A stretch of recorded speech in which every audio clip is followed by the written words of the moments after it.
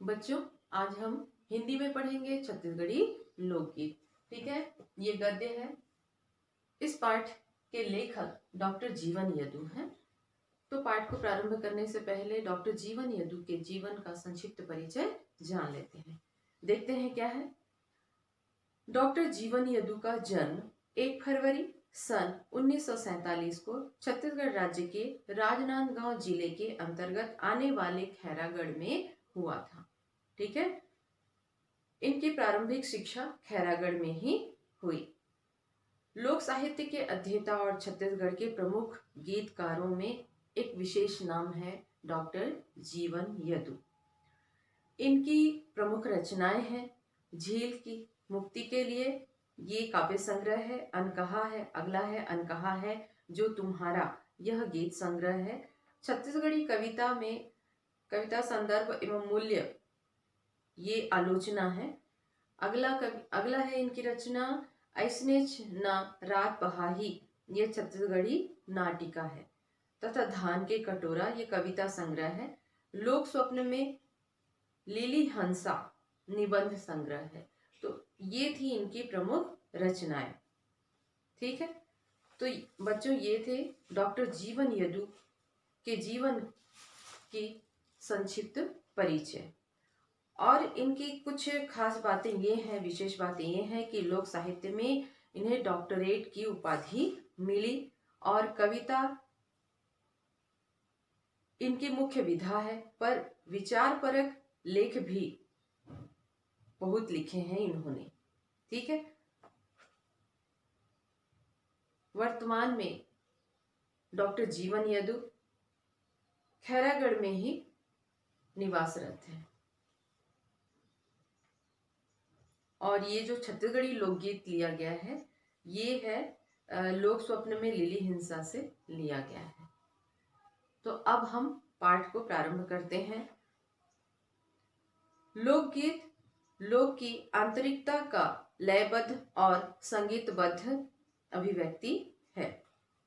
यानी लोकगीत क्या होता है? लोकगीत जो है लोक की आंतरिक, उसके हृदय की, है ना, लयबद्ध और संगीतबद्ध अभिव्यक्ति ही लोकगीत है।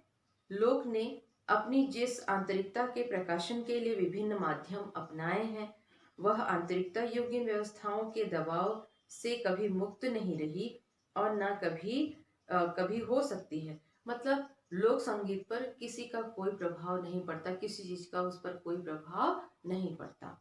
ठीक है, वह स्वतंत्र है। अतः लोकगीत लोक की सांस्कृतिक यात्रा का ऐसा साक्षी है जो अपनी परंपरा में नवीनता का पक्षधर है। ठीक है, जो लोकगीत है वो लोक संस्कृति का एक ऐसा रूप है जो यह बताता है कि धीरे धीरे मानव ने कैसे विकास किया और उसमें क्या बदलाव आए हैं, उसका प्रमाण है लोकगीत। आज के लोकगीत संगीत आदिम गीत संगीत नहीं है, यद्यपि उन्होंने उनसे रस अवश्य ग्रहण किया होगा। मनुष्य के शिकारी जीवन से निकलकर पशुपालक व्यवस्था में प्रवेश करने के बाद ही लोकगीत और लोक संगीत ने रूप ग्रहण किया था। ठीक है, ये जो लोक संगीत है कब से प्रारंभ हुआ? ये मनुष्य के शिकारी जीवन से, जब मनुष्य शिकार करके अपना जीवन यापन करता था तब से, है ना। शिकारी जीवन से निकलकर पशुपालक यानी पशुओं को पालना शुरू किया। पशुपालक व्यवस्था में प्रवेश करने के बाद ही लोकगीत और लोक संगीत के रूप में ग्रहण किया। फिर वे कृषि व्यवस्था और सामंती व्यवस्था को पार कर आज इस जटिल युग में अपने परिवर्तित रूप में पहुंचे हैं।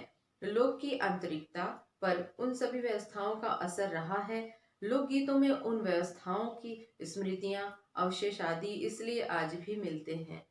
ठीक है, इन सारी चीजों का कि मानव ने धीरे धीरे कैसे विकास किया, उसमें क्या क्या परिवर्तन आए, क्या बदलाव आए उसके रहन सहन में, उसके जीवन में, यह सारी चीजों का जो प्रमाण मिलता है वह किसमें मिलता है? लोक संगीत में, लोकगीत में मिलता है। लोक की आंतरिकता पर उन सभी व्यवस्थाओं का असर रहा है। लोकगीतों में उन व्यवस्थाओं की स्मृतियां, अवशेष आदि इसलिए इसलिए आज भी मिलते हैं। उन व्यवस्थाओं को लेकर लोकमानस पर जो प्रतिक्रियाएं हुई उन्हीं से लोक साहित्य सृजित हुआ, जिसका एक बड़ा हिस्सा संगीतमय है। चूंकि लोकमानस एक सा होता है, अतः लोकगीतों के आंतरिक एवं बाह्य बुनावट को क्षेत्रांतर अधिक प्रभावित नहीं करता। आपने देखा होगा अलग अलग क्षेत्र में अलग अलग लोकगीत गाए जाते हैं, लेकिन कुछ ज्यादा अंतर नहीं रहा है, सब एक दूसरे से मिलता जुलता है। किसी विशिष्ट व्यवस्था में रहते हुए दुख और सुख की, असुरक्षा और संघर्ष की, जय और पराजय की अनुभूतियों का कलात्मक प्रकटीकरण लोक की सांस्कृतिक अनिवार्यता है। अतः यदि हम छत्तीसगढ़ क्षेत्र के लोकगीतों का अध्ययन करें तो भी सारे क्षेत्रों के लोकगीतों की मूल प्रकृति, बनावट, बुनावट, गुणधर्म आदि स्पष्ट हो जाएंगे। ठीक है, जैसे और क्षेत्र की और प्रदेशों के जो लोकगीत हैं उसी प्रकार छत्तीसगढ़ के लोकगीत भी हैं, उसमें कोई ज्यादा अंतर नहीं है। लोकगीतों में सुख दुख, सुरक्षा, संघर्ष, जय पराजय, इन सारी बातों का वर्णन होता है। लोकगीत चूंकि सामाजिक व्यवस्थाओं और परंपराओं की देन है और उनकी रचना किसी विशिष्ट व्यक्ति द्वारा न होकर उन सामान्य व्यक्तियों द्वारा होती है, जिनका व्यक्तित्व सामाजिक व्यक्तित्व में पूरे तौर पर रूपांतरित अथवा समाहित हो चुका है। लोकगीतकारों और लोक गायकों के माध्यम से एक पूरी जाति अपनी बात संवेद सुर में रखती है। जो लोक गायक हैं, लोक गीतकार हैं, ये इनके माध्यम से एक पूरे मनुष्य जाति का प्रमाण मिलता है। किसके माध्यम से? लोकगीतों के माध्यम से। यही कारण है कि लोकगीतों में व्यक्ति विशेष के बदले पूरी जाति व्यक्तित्व परिलक्षित होती है। यानी पूरी मानव जाति का विकास कैसे हुआ, उसका स्वरूप कैसे बदलता गया, उसमें क्या क्या परिवर्तन आए, इन बातों का वर्णन मिलता है लोकगीतों के माध्यम से। लोकगीतों में ऐसे गीतों का मिलना असंभव नहीं तो मुश्किल जरूर है जो अकेले आदमी की पुकार या अरण्य रोदन बनकर लांछित हो। क्योंकि देखिए ये क्या है, कुछ गीत हैं। डहर में रेंगे हलाए डेरी हाथ, अकेला झन रेंगबे बना ले संगी साथ। इसका भावार्थ है, भावार्थ मतलब अर्थ, ठीक है। इसका अर्थ है बायां हाथ हिलाते हुए राह में अकेले मत चलो, किसी को अपना साथी बना लो। जैसे विचारों को लेकर लोक जीवन चलता है। अब हम देखते हैं दीपावली पर कौन से गीत गाए जाते हैं। दीपावली के अवसर पर छत्तीसगढ़ में सुआ गीत गाने की परंपरा है। चूंकि लोकगीतों में सुख और दुख दोनों का समाजीकरण होता है, अतः सुआ गीत की नारी पीड़ा समूची नारी जाति की पीड़ा बन जाती है। चंदा सूरज, ये गीत देखते हैं। चंदा सूरज तोर पैया परत हवा, तिरिया जन्म झन देवे नारे सुअना, पहली गवन करी डेहरी बैठारे नारे सुअना, धनी छोड़ चले बनिझार। इसका भावार्थ देखते हैं। एक स्त्री की पीड़ा, उसके हृदय की पीड़ा का वर्णन किया गया है। क्या है देखते हैं। हे चांद और सूरज, मैं तुम्हारे पांव पड़ती हूँ, अगले जन्म में मुझे स्त्री मत बनाना।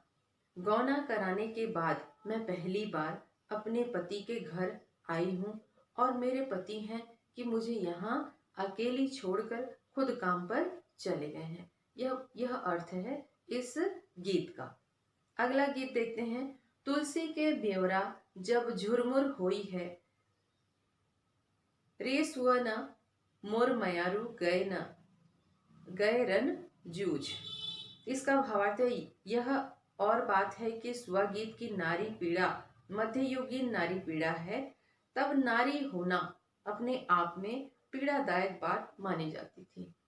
ठीक है, अभी जो है स्त्री का जो स्वरूप है वो काफी बदल चुका है, किंतु पहले जो है मध्ययुगीन में नारी होना एक पीड़ादायक बात मानी जाती थी।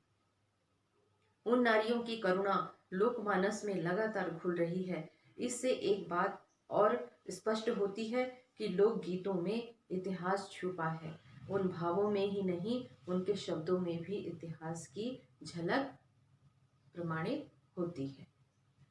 अगला गीत देखते हैं। पान खाए सुपारी सुपारी के दुई फोरा, रंग महल में बैठो मालिक, राम राम लो मोरा। राउत नाचा के इस दोहे में, ये जो हमने पढ़ा, ये राउत नाचा का जो दोहा पढ़ते हैं वो है।